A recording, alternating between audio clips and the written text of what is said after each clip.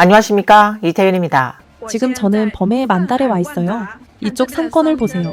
예전에는 여기 무안의 CBD라고 불리면서 집값이 1제곱미터당 4만 위안까지 치솟았었는데 지금은 가격이 반토막 났어요. 이 상권은 아주 썰렁해요. 아까 저희가 코코넛 치킨 식당에서 밥을 먹었는데 그렇게 큰 가게에 직원이 딱 한 명이에요.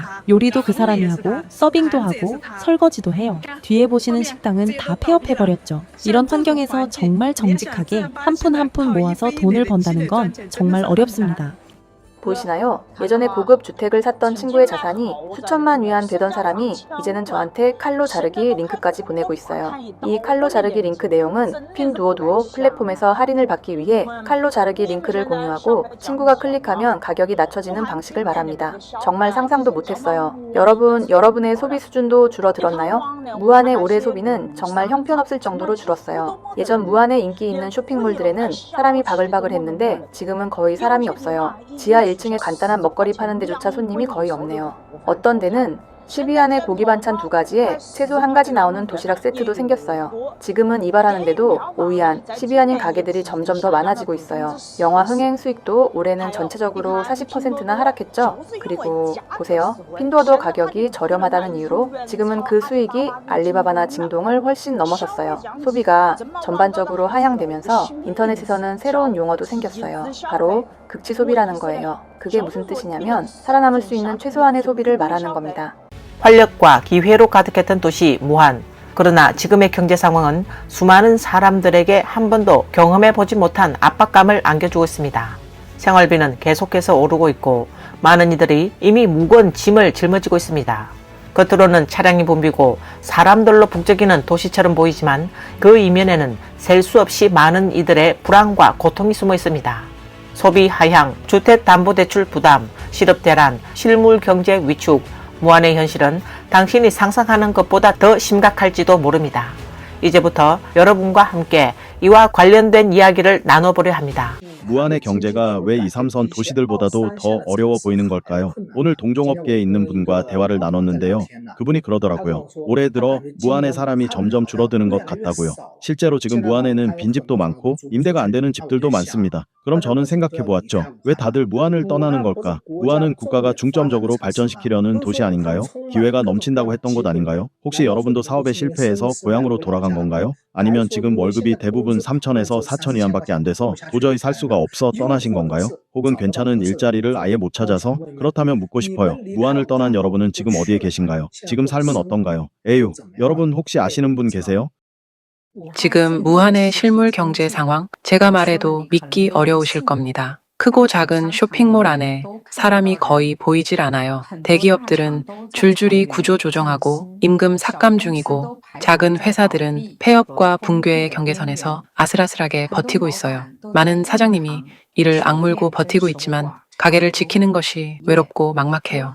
특히 미용업계는 더 심각하죠. 사장님들 중에는 매달 임대료나 수도세, 전기세조차 감당 못하는 분들이 많습니다. 직장인들은 말할 것도 없고요. 어떤 2000년대생이 그러더라고요. 처음 창업해서 미용업에 도전했는데 2025년 현재 미용업은 모든 업종 중 가장 경쟁이 치열한 분야라고요. 정말이에요. 예외가 없어요. 지금 우리 같은 소상공인들 압박감이 얼마나 큰지 아세요? 매일매일 수입보다 지출이 더 많아요. 아침에 눈을 뜨자마자 10명, 20명의 직원 월급, 수도세, 전기세, 임대료가 머릿속을 가득 채웁니다. 여기에 매달 본사 교육, 투자까지 있어요. 업무량이 조금이라도 줄어들면 바로 적자예요. 수입과 노력은 전혀 비례하지 않고요. 계속하려니 도저히 버틸 수 없고 접으려니 또 쉽게 결정을 내리지 못하고 있어요. 안 한다라고 해서 딱히 더 나은 길이 있는 것도 아니고요. 다들 선택이 노력보다 중요하다고 말하지만 어떤 선택은 정말 몇 년의 에너지를 다 쏟게 만들어요. 다시 시작하자니 대부분의 사람들은 그만한 용기가 없죠. 무한 사람들은 이제 정말 못 버틸 지경이에요. 겉보기엔 화려해 보여도 전부 다 허상이죠. 정말이에요. 제가 괜히 불안감을 조장하려는 게 아닙니다. 보세요.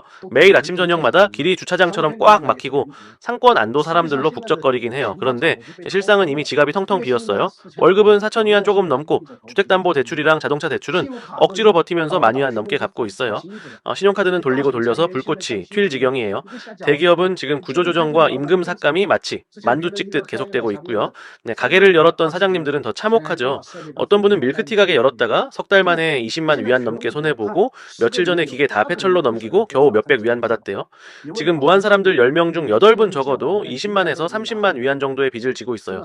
신용을 지키려고 하다가 인터넷 대출 플랫폼에서조차 차단당하고 있어요. 정말 무서운 숫자를 알려드릴게요. 100명 중 진짜 저축을 할 수 있는 사람은 4명밖에 안 돼요. 과장이 아닙니다. 이건 정말 믿을 수 없는 마법 같은 현실입니다. 모두 힘내세요. 지금 무한의 현실은 말씀드려도 아마 믿기 어려우실 거예요. 무한의 대형 기업들 중 상당수가 현재 구조조정과 임금 삭감을 하고 있고 적자는 소형 기업들도 적자와 파산의 경계선에서 간신히 버티고 있어요.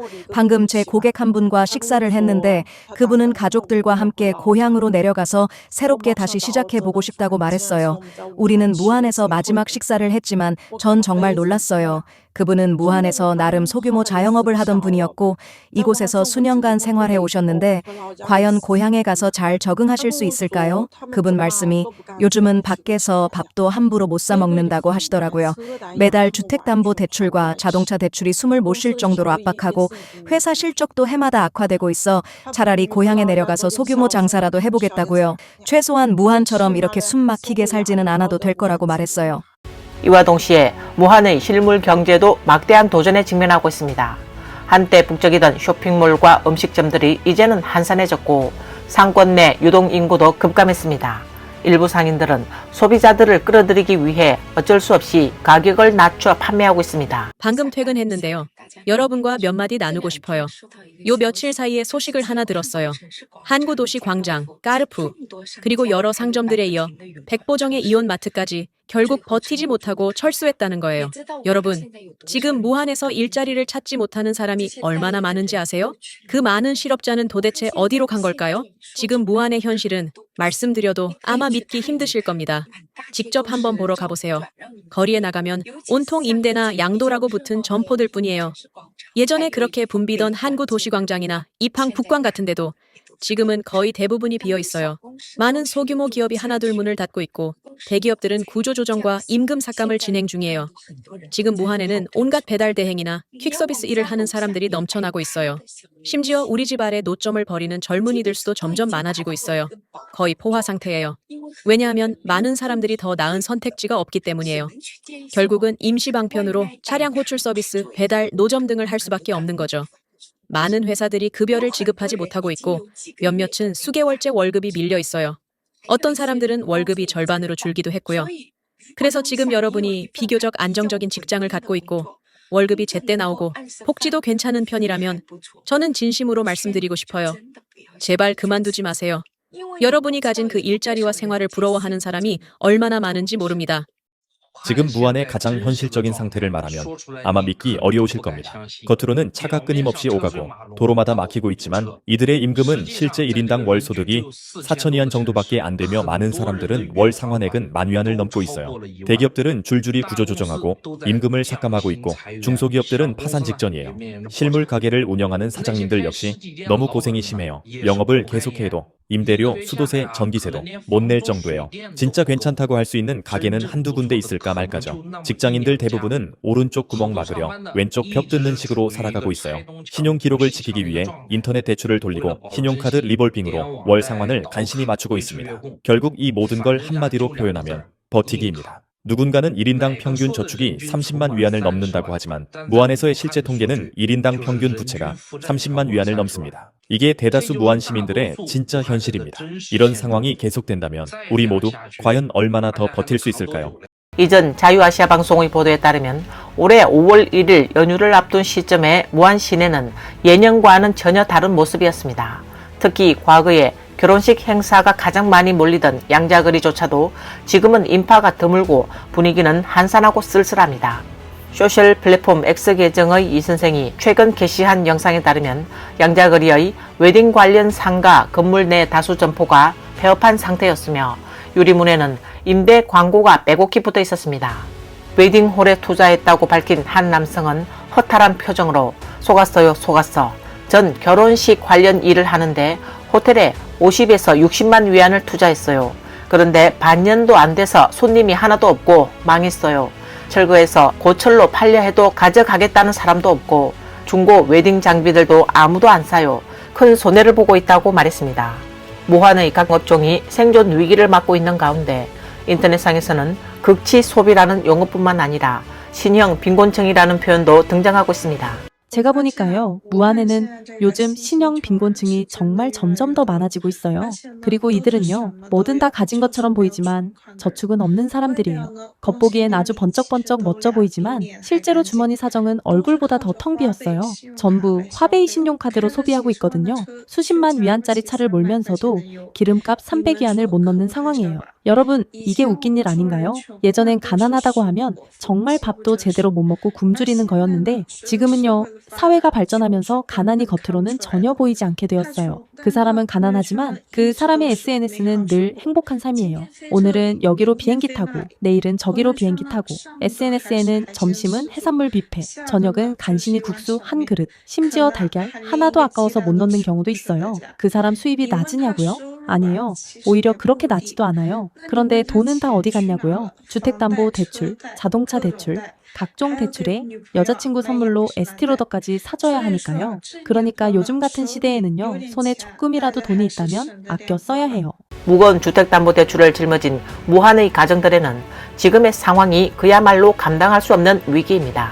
지난 몇 년 동안 많은 이들이 높은 가격의 부동산을 매입했지만 현재 집값이 하락했을 뿐만 아니라 대출 상환조차 어려운 위기에 처했습니다. 일부 가정은 이미 파산 상태에 이르렀고 부채가 보유 자산을 훨씬 초과한 상황입니다. 집을 판다 해도 은행 빚을 다 갚기엔 턱없이 부족하다는 말이 현실이 되어가고 있습니다. 이 집값이 지금처럼 계속 떨어지면요, 무안의 많은 가정들이 정말 무너져 내릴 겁니다. 현재 무안에는 적어도 4분의 1 정도의 가정이 사실상 이미 파산 상태예요. 이들의 부채는 손에 쥐고 있는 그 얼마 안 되는 자산을 훨씬 초과하고 있어요. 그 이유는 지난 몇 년 동안 무안에서 고점에서 집을 샀기 때문이에요. 여러분, 혹시 눈치채셨는지 모르겠지만 지금 아주 무서운 일이 벌어지고 있습니다. 바로 법원 경매 물건, 그러니까 법적 강제 매각에 나온 집들의 숫자가 무섭게 늘고 있다는 거예요.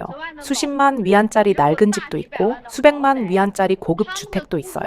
그런 집들의 주인들이 이를 잃거나 사업에 큰 변화가 생겨서 더는 대출을 갚을 수 없게 된 거예요. 심지어 집을 판다 해도 그 돈으로는 은행 빚을 다 갚지도 못하는 상황이에요. 온라인에서는 몇 년 전 고점에서 집을 산 사람들을 비웃는 댓글도 많아요. 하지만 저는 정말 도무지 웃을 수가 없습니다. 왜냐하면 저는 압니다. 그들 대부분은 도박을 한 것도 투기를 한 것도 아니라 단지 가족을 위해 집 하나 마련하려고 온 힘을 다했던 사람들이었다는 걸요. 그런데 그게 뭐가 그렇게 큰 잘못인가요? 집 하나 잘못 샀다고 해서 남은 인생도 희생되어야 하나요? 정말 무서울 정도입니다. 지금 무안의 실업 인구가 이미 100만 명을 돌파했어요. 이는 3사람 중 1명이 실업 상태라는 뜻입니다. 무안 시내 거리를 걷다 보면 차량 호출 서비스 운전자와 배달원들을 어디서든 쉽게 볼 수 있어요. 생존을 위한 치열한 경쟁 속에서 주문을 받기 위해서는 손놀림까지 경쟁해야 하는 상황이죠. 각 업종을 둘러보면 의류 매장들이 줄줄이 문을 닫고 있어요. 예전의 활기찬 분위기는 이제는 완전히 사라졌고 남은 건 사장님들의 허탈한 한숨뿐입니다. 지금처럼 엄중한 시기에는 안정적인 직장이 있다면 절대 쉽게 사표 내지 마세요. 어느 지역을 막론하고 대기업도 공기업도 예외 없이 구조조정과 임금 삭감 소식이 끊이지 않고 있으니까요. 고액의 주택담보대출 때문에 많은 사람들이 감히 회사를 떠나지 못하고 있어요. 사무실 밀집 지역인 오피스 건물에도 사람이 점점 줄고 있고요. 거리의 가게들도 줄줄이 폐업하고 있으며 심지어 유명한 홍성 메이카이룩마저 파산 소식이 들려오고 있습니다. 우리 같은 평범한 사람들은 꼭 알뜰하게 아껴 써야 해요. 지금 한 푼 한 푼 아끼는 것이 앞으로 다가올 불확실한 삶에 맞설 수 있는 유일한 힘이 됩니다. 오늘 뉴스는 여기까지입니다. 시청해주셔서 감사합니다.